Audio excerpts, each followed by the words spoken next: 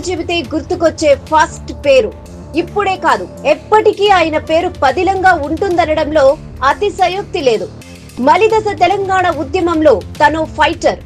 ఏర్పాటును ప్రకటించి తీరాలే, లేకపోతే నేను ఆమరణ దీక్ష కూర్చుంటాను. ఆ తర్వాత చెలరేగే ఉప్పెనకు, ఆ తర్వాత జరిగే పరిణామాలకు బాధ్యత వలసవాద పాలక వర్గాలే దానికి బాధ్యత వహించాలి. బలమైన కేంద్ర రాష్ట్ర ప్రభుత్వాలను ఎదుర్కొన్న బక్కపల్చని మనిషి కేసీఆర్. ఆయన మాటల్లో చెప్పాలంటే దుమ్ము రేగే వరకు కొట్లాడతా, కొట్లాడే అలవాటుంది నాకు, నా బతుకే ఓ కొట్లాట, నేను ఫైటర్. ఇది ఆయన లక్షణం. అన్యాయం ఎత్తి చూపితే ప్రాంతీయతత్వం, న్యాయం అడిగితే ప్రాంతీయతత్వం, నీళ్ళలో వాట అడిగితే ప్రాంతీయతత్వం, ఏదడిగినా కూడా ప్రాంతీయతత్వం అని చెప్తున్నారు అధ్యక్ష. ఈ ప్రాంతం ఒకప్పుడు స్వంత రాష్ట్రంగా వెలుగొందిన ప్రాంతం. ఈ ప్రాంతానికి ఈ ప్రాంతం వాళ్ళ ఎవరు కూడా మేము కలుస్తాం సంయుక్త ఆంధ్రలోని కలవలేదు. ఆ ప్రాంతం వాళ్ళే ఒప్పందాలు రాసిచ్చి, కండిషన్స్ రాసిచ్చి కలుపుకున్న ప్రాంతం. ఆ ఒప్పందాలన్నీ ఉల్లంఘించబడ్డాయి. విశాల వ్యక్తిత్వం కేసీఆర్ సొంతం. సామాన్యుల గుండెల్లో నిలిచిన అతి సామాన్యుడు, అలుముకున్న బంధాల కలబోత కేసీఆర్.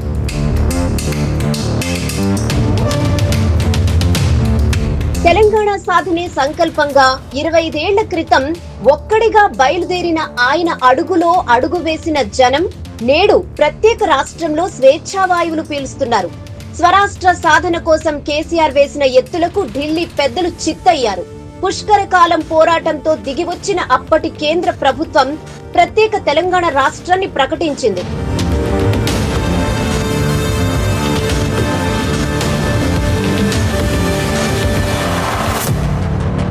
రాష్ట్రం సాధించడంతోనే తన పని అయిపోయిందనుకోలేదు కేసీఆర్.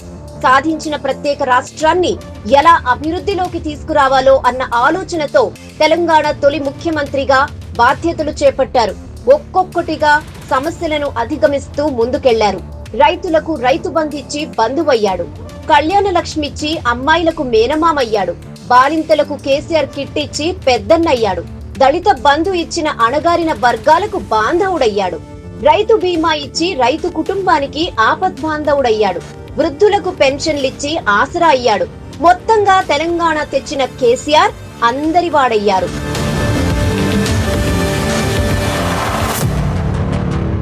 పదేళ్ల పాటు తెలంగాణ ముఖ్యమంత్రిగా కొనసాగిన కేసీఆర్ అన్ని వర్గాలకు మేలు చేకూర్చే ఆలోచనలతో అడుగులు వేశారు. 24 గంటల విద్యుత్, వ్యవసాయానికి నీళ్లిచ్చి నాటి ఉమ్మడి పాలకులు చేసిన అవహేళనలను తిప్పికొట్టారు. రాష్ట్రాన్ని పాలించిన 10 ఏళ్లలో ఎక్కడా కరెంటు కష్టాలు లేకుండా చేశారు. ఒక్కో మెట్టు ఎక్కుతూ దేశంలోనే తెలంగాణకు ప్రత్యేక గుర్తింపు తీసుకొచ్చారు. సామాజిక సేవలో పేద, అణగారిన వర్గాల బాగు కోసం కేసీఆర్ పాటుపడ్డారు.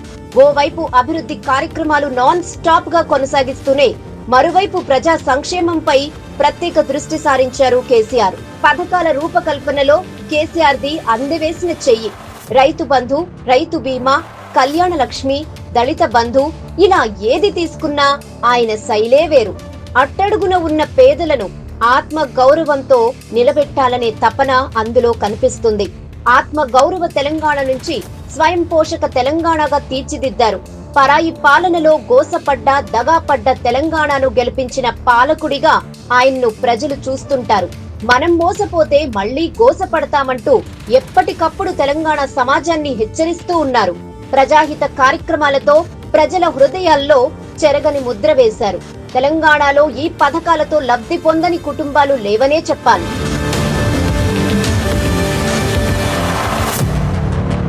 పెట్టుబడులకు తెలంగాణను స్వర్గధామంగా మలిచారు కేసీఆర్. ఓవైపు సకల సౌకర్యాలు కల్పిస్తూనే మరోవైపు రాయితీలిచ్చారు. దీంతో అంతర్జాతీయ కంపెనీలు, సంస్థలు హైదరాబాద్ కు క్యూ కట్టాయి. ఫలితంగా మన నగరం ప్రపంచంలోనే మోస్ట్ డైనమిక్ సిటీగా అవతరించింది.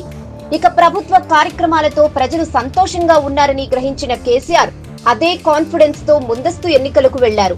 ముందస్తుకెళ్తే మునుగుడే అన్న నానుడిని తిరగరాశారు. పైగా సిట్టింగ్ ఎమ్మెల్యేలందరికీ టికెట్లిచ్చి అంతా తానై ప్రచారం చేసి ఎన్నికల్లో విజయం సాధించారు. గులాబీ స్టామినాను రెపరెపలాడించారు.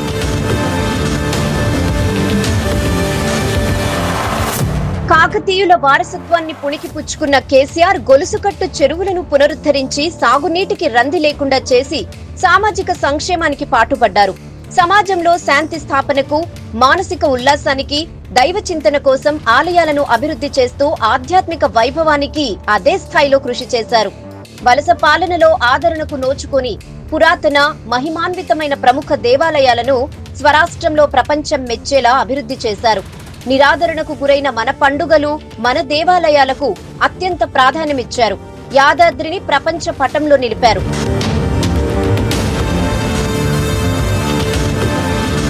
ఎన్నికలేవైనా, ప్రత్యర్థులు ఎవరైనా గులాబీ జెండా ఎగరాల్సిందే అన్నట్టుగా పార్టీని తీర్చిదిద్దారు.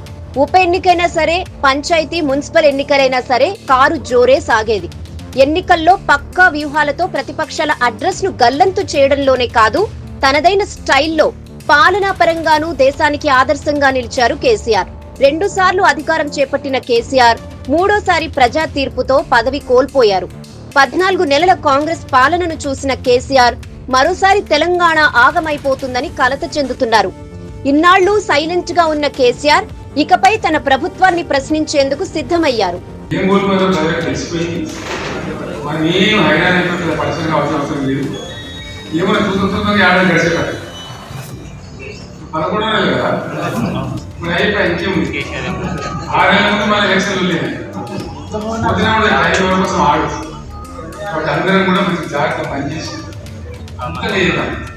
ఇన్ని రోజులు ఫామ్ హౌస్ కే పరిమితమైన కేసీఆర్ ప్రజల ముందుకొచ్చేందుకు రెడీ అయినట్లు తెలుస్తోంది.